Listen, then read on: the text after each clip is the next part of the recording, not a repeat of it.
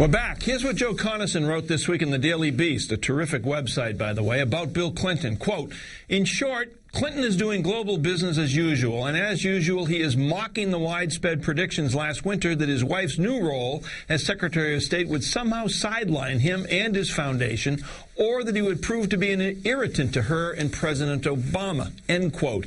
Joe Conason joins us now, along with the WashingtonPost.com's Chris Cillizza for the Politics Fix. Gentlemen, I would like both of you to listen to what President Clinton, he was on with Larry King, you know, first-time caller from Pomona, earlier this week. Let's listen. And they somehow believe that, miraculously, we should be the only rich country in the world that can't figure out how to cover everybody and keeps shoveling literally $900 billion a year at health care. You know, you think about how much our deficit is today. Think about how much we're at a competitive disadvantage with other countries in manufacturing. We're throwing $900 billion a year at healthcare that has nothing to do with good health and doesn't even cover everybody. So the people that are getting a big chunk of that money don't want to give it up, and they're ready to stoke all these fires. That's the fight Barack Obama wants. He wants to fight this on the merits, and I respect that, and he's right about it. Hey, Joe Conason, right there, you had the former President of the United States in about 35 seconds sort of giving an outline of the health care reform issues, I think, in a far more cogent way than the incumbent president has. What's going on with Bill Clinton? Well, you know, Bill Clinton, I think, really does support President Obama's attempt to reform health care. He's said it many times. He's supported the public option in some of his remarks. And I think he does have a great talent for summing up and helping people understand the issues from his perspective. I mean, that's always just been true of him, Mike. You know, this week at his Clinton Global Initiative, he asked the Chilean president, Michelle Bachelet, how much is who was talking about how they cover everyone in Chile and they had a universal health care reform there. And he said, how much is the per capita income in your country?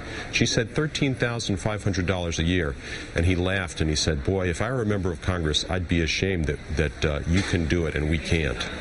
Hey, Chris, you know, what Joe just said about, you know, what happened at the Global Initiative this week and President Clinton's performance with Larry King, the extended performance as well, it makes you wonder, is there something larger for former President Clinton to do on behalf of the Obama administration? Because he's pretty good at this stuff. I mean, you know, Mike, whether you like him or you don't like him, and there's lots of people that fit into both of those camps, the guy is a very gifted communicator. I remember in Iowa, this is probably a week and a half, 2 weeks before the caucuses, that his wife came in third. For 1 full hour, he was 1 full hour late, and then he spoke for 1 full hour without stop. The guy delivered a captivating address. No one got up and left. No one moved. He has this tremendous command of facts, number one. And number two, he's able to bring those facts to bear in a real-life way that your average person thinks about, listens to, and says, yeah, that makes sense. I never thought of it that way. That's his unique gift. But, of course, with Bill Clinton, with the good comes the bad. He does carry some negatives from his time, although those are fading as a president. He does carry some negatives from his time during the presidential campaign, though those are fading. So it's neither all good nor all bad, but he clearly is among, if not the best communicator in the Democratic Party or in politics in general about personalizing it, about making it about people's everyday lives, taking these sort of, you know, dry factoids and saying this matters to you and here's why. You know, I absolutely agree with that assessment, Chris. And Joe, you know, given the fact, first of all, the incumbent president is a highly skilled communicator. There's just no doubt about that. We have the proof of it in the fact that he's sitting in the Oval Office. That's correct. But former President Clinton, as Chris just pointed out, has a way of taking all of these complex issues and bringing it right down to sidewalk level, where people nod their heads and say, oh, I get it. So it begs the question now, what could Bill Clinton, do you think, what could he do for Barack Obama that Barack Obama can't do for himself? You know, if I were in the White House, I might consider sending President Clinton out to speak about health care reform in some of the states where there are representatives and senators who are pushing back against it, especially Democrats. I mean, I think, you know, privately, I know he's talked to some Democrats about this in his home state and elsewhere, why they should be supporting health health care reform, maybe one would turn up the heat a little bit and say, you know what, we'd like President Clinton to go and give a speech about health care in Arkansas or in Florida or in Maine or some state where there's a senator or members of Congress who need to be persuaded gently to change a little bit. You know, Mike, I think Joe's exactly right. I would take it one step further, and I would take it from gentle persuasion to more aggressive persuasion. If you look at sort of who the White House has in terms of their communicators, they don't have an attack dog. Tim Kaine, the chairman of the Democratic National Committee, clearly not comfortable in that role. Howard Dean, who's more comfortable in that role, isn't in a position really to do it. President Obama shouldn't be doing it. Bill Clinton has shown over the years he's very much willing to deliver those sorts of attacks. And the truth of politics is you have to put those hard choices out in front of people. It's just not all candy and lollipops and happiness. Sometimes you have to say it's either this or it's that. Bill Clinton has shown a willingness to do it and has shown an effectiveness most of the time. Obviously, he slipped up badly in South Carolina in terms of trying to deliver a negative attack.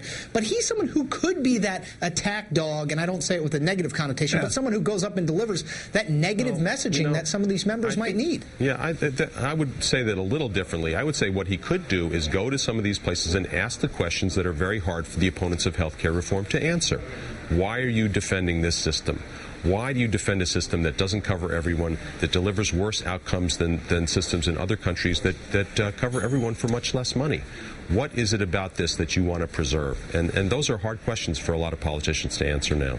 We're going to be back with no hard questions with Joe Conason and Chris Cillizza in a couple of minutes. But for more of the politics fix, you're watching Hardball only on MSNBC.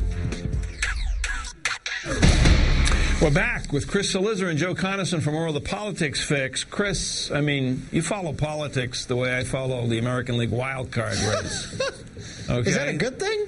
Yeah, I think it is a good thing. But it's a good thing for you. It's a good thing for me. I know that. Today, Governor Patrick in Massachusetts sent Paul Kirk, a Kennedy ally, to the United States Senate.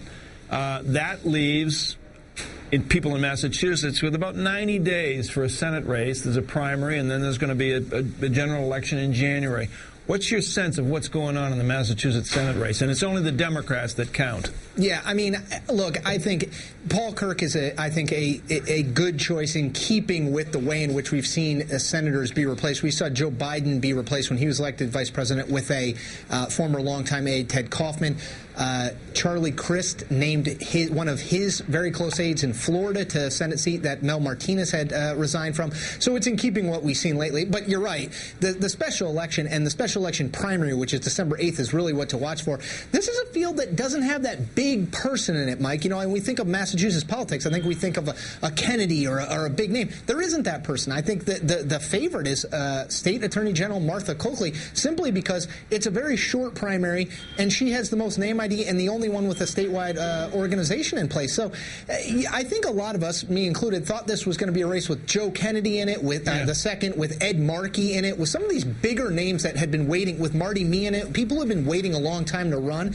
All of them decided not to run, and so it's kind of that second tier, but it's still a Senate seat up for grabs. So you don't downplay it.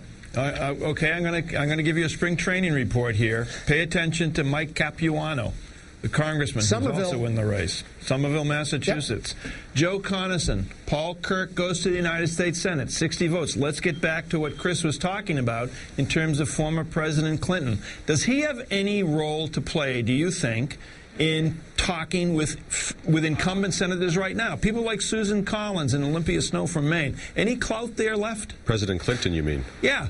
Oh, well, look, I mean, he has clout as a former president. He has clout as somebody whose popularity, not only in the United States but worldwide, is still very great. He has clout as somebody who I think most Americans look back to as a president who governed the country in a time that was better for all of them. So I think he has that kind of clout. He also has, fundraising and campaigning clout. I don't think any Democrat and very few Republicans would want Bill Clinton to come in and campaign against them. So, but I think he also just has credibility. As Chris was saying before, he's able to explain things to people in ways that they understand.